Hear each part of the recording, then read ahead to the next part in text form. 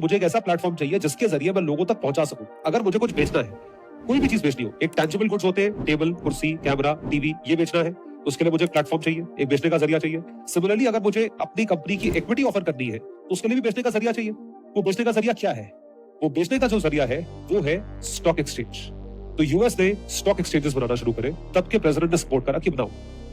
तो New York stock exchange was the one of the first stock exchanges that was created कि आप अपनी company को यहां पे लिस्ट करें, यानी कि आप अपनी कंपनी का जो है ओनरशिप यहां पे प्रेजेंट करें और बायर्स यहां पे आएंगे आपकी कंपनी में शेयर्स खरीदेंगे। तो इन सब रिक्वायरमेंट्स को देखते हुए जो पहला काम हुआ वो ये हुआ कि हमें भी एक स्टॉक एक्सचेंज की रिक्वायरमेंट है।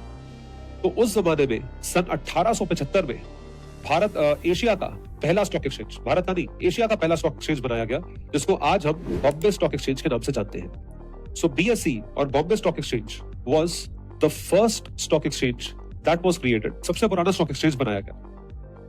तो जितनी भी कंपनीज है जो बिजनेस करना चाहती है और जो लोगों से पैसा रेज करना चाहती है, उनके लिए क्या जरिया है पैसा रेज करने का? कि आप स्टॉक एक्सचेंज पे जाके अपने शेयर्स को लिस्ट करें और जो शेयर्स आपने लिस्ट करे हैं वो शेयर्स इन्वेस्टर्स द्वारा परचेज करे जाएंगे और जो भी शेयर्स इन्वेस्टर्स द्वारा परचेज करे गए हैं आपको उसके एक्सचेंज में पैसे मिल जाएंगे और उनको शेयर्स मिल जाएंगे। उन पैसों को आप यूज करिए बिजनेस के थ्रू डेवलपमेंट में। सबसे पुराना स्टॉक एक्सचेंज है, तो धीरे धीरे कंपनीज लिस्ट होती चली गई और इंडिपेंडेंस तक हजारों कंपनीज उस पर लिस्टेड थी। इंडिपेंडेंस के बाद और ज्यादा कंपनीज लिस्ट होती चली गई। तो आज की डेट में बॉम्बे स्टॉक एक्सचेंज पे बहुत सारी कंपनीज लिस्टेड है, अराउंड 7,000 to 8,000 कंपनीज लिस्टेड है।